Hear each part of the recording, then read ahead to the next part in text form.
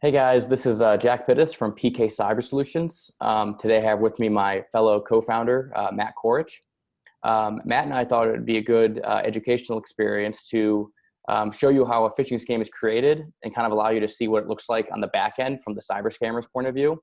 But before we start, we do need to disclose this is purely for educational purposes only.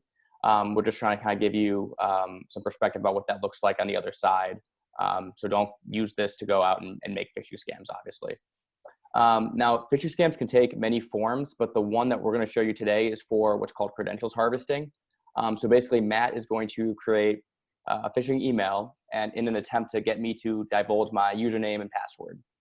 And you'll find in this email, it's going to have a lot of the same traits that all phishing scams typically do have. There's going to be a level of context, generic greeting, a link to click. You got to be on the lookout for that kind of stuff. So Matt, we'll go ahead and let you share your screen. Yeah, thanks, Jack. Let me share this. Okay, so like Jack said, don't do this unless you have permission or it's for education. You can get in a lot of trouble with law enforcement and pay a pretty hefty fine. So today I'm going to be using a tool called Black Eye, which is publicly available. It's open source. These tools being publicly available is pretty scary, as it took me less than 15 minutes to get this configured and sending emails. So it's going to be really easy for these cyber criminals to actually do, and that's why you're seeing all these phishing scams and these emails being sent at a higher rate than they used to be, because these tools just make it so easy. And they also, another thing to add, Matt, is they take, a lot of them will use current events too. So for example, you saw a lot of phishing scams within the last 6 months using COVID as a cover-up, right? Different forms, different elements, but they always try to use any kind of current event that might be relevant to them. Yep. Yeah, and once you get these tools configured, it's very easy to like customize them to whatever you want them to say. So let me just get this tool started and I'll show you how it works. So I'm going to start it.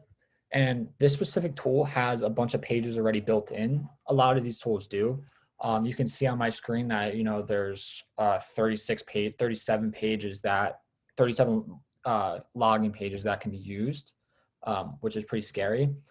We can also do custom pages with this, which means if you have a client portal or, an employee portal, this tool can actually, scrape your portal, the login, look and feel, and actually recreate it to phish your employees if they wanted to. We're not going to do that, but today we're going to do Microsoft. A lot of our clients use Microsoft, and we found that the Microsoft spam filters aren't really that good if they're misconfigured, or if they're off, you're going to get a lot of these emails. So we figured it'd be beneficial to use Microsoft. So this tool makes it really simple. So all I'm going to do is press 12 for Microsoft, and it's going to start a server that my victim's going to connect to. This usually takes 10 seconds, and then once it goes, you're going to see a link that I'm going to send to Jack. So here's the link. So you can see this link. One thing to note, this link looks very weird. This is not a Microsoft link, obviously. So that's one thing to look out for. So let me just copy this and I'll show you copy selection. And the next thing I'm going to do is create an email to send to Jack. So what I did was just Googled Microsoft emails and made it look like it was actually coming from a Microsoft account. So you're going to be able to see my email. So all I did was, like I said, Google for Microsoft emails and templates, and this is what came up. So what I'm going to do is paste that link. And what a lot of these cyber criminals have been doing to make it a little harder to see with the visual eye that this is a phishing scam is, instead of pasting a link like this, they're actually going to embed it. Because if they paste a link like this, you're going to see this and be like, oh, that looks really weird. That doesn't look like Microsoft. So what they actually do is just put a placeholder. So please sign into your account here, and then they'll embed the link here. So they'll add the link, and now you can't even see the link. So Jack's going to read this and be like, oh, this looks like a Microsoft email. Let me click here, and it's going to bring him to the login page. So I'm going to send this to Jack, and then he's going to show you what he sees on his side. Yep.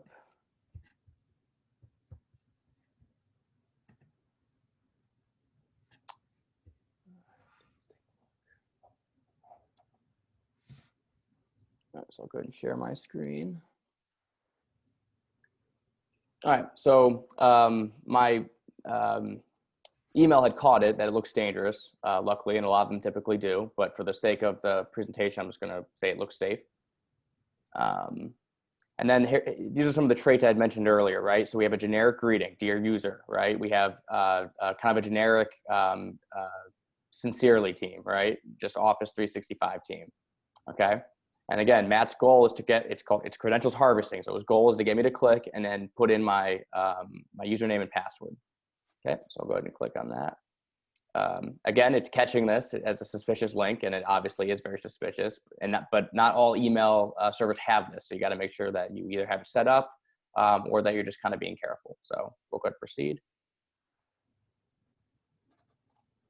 Now this looks just like any other login portal from Microsoft. That's why it's kind of scary, is that it's an exact replica almost. So I'm gonna go ahead and just put in fake credentials. And then when I sign in, I'm gonna save that. It's gonna take me to Microsoft's actual website. That's another design within some of these pages. So I'll go ahead and stop sharing, and we'll let you see what Matt, as the cyber criminal, would see on his end. So thanks, Jack. So I'm gonna reshare my screen. And just keep in mind that these are two separate computers. We're not in the same room or anything. So you can see this is exactly what I got. So once he entered the credentials, that website sent them back to me. So now I have these are fake credentials, obviously, but you know, if he used his real email, I would see his real email and his password. Additionally, I'm not going to show you, but I get a lot more information. So I get his IP address, where he's located, what type of computer he's using, what type of browser he has. I get a lot of stuff that I could use to further, you know, try to break into his system or account. So this is important because a lot of people use the same username and password for all their accounts. So if, for instance, for example, Jack, if he used, you know, this account and this password for his email, his financial software, you know, his Netflix, whatever, I now have access to all of that. And he has no idea because it just redirected him to the Microsoft page. And that's dangerous, right? Because now instead of just one account, I have access to, you know, 5 or 6 accounts or however many. So it's really important, you know, a way to stop that is really important. Just use a password for a specific site and just have different passwords anywhere. That really stops that horizontal moving across accounts. And in this example, I only sent it to Jack. This tool and these other tools can actually be configured to send it to multiple domain names. So if I was a cyber criminal, I could be like, Jack works at this company, and I'm gonna just send an email to all the domains with his company name. So if you have 10 employees, 10 emails would be sent, and it only takes one employee to get phished for your information, data, and your system security to be compromised. That's why this is so important, to make sure you train your employees, make sure your spam filters are configured correctly, and if you even have spam filters set up. You know, it only takes one, and that's why these scams are so prevalent today. So I hope Matt, another thing I'll add to that is just that your first line of defense is just common sense. If you know when, you know, phishing, when you see it, you don't really have to worry about it that much, but you just got to make sure you can kind of find all the consistent signs of a phishing scam.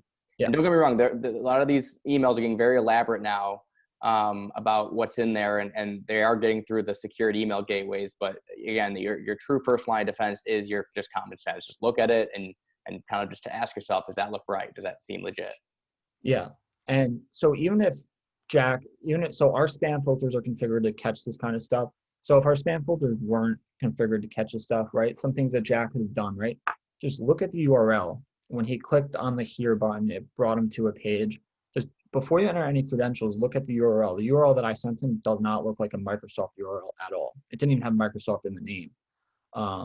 You know, other things that we recommend, like if it looks, you know, somewhat suspicious, just call the person, you know, and just get on the phone and be like, hey, did you send me this email? And just confirm. You know, but like Jack said, just use common sense. Don't click on links that you don't know, and don't download anything that you don't know. You know, what other types of phishing scams are I could have redirected him to a link that automatically downloads malware to his computer, which is like almost worse in some cases. That can lead to ransomware and other things. So it's very important with emails to be very safe and very cautious on what you click. So I'm going to pass it back over to Jack. I hope that gave you kind of an idea of how simple this actually is and why this is happening so much. Perfect. Thanks, Matt. And again, guys, this was just for education purposes. Don't go out and make phishing scams. Again, it's illegal. It's not ethical. We were just doing it to kind of show you on the back end what the cyber criminals are seeing. Like Matt said, I hope this was beneficial and maybe kind of a cool thing to watch. If you have any further questions, you can email us at info@pkcybersolutions.com, or you can visit our website at www.pkcybersolutions.com and learn more. Thanks. Thank you.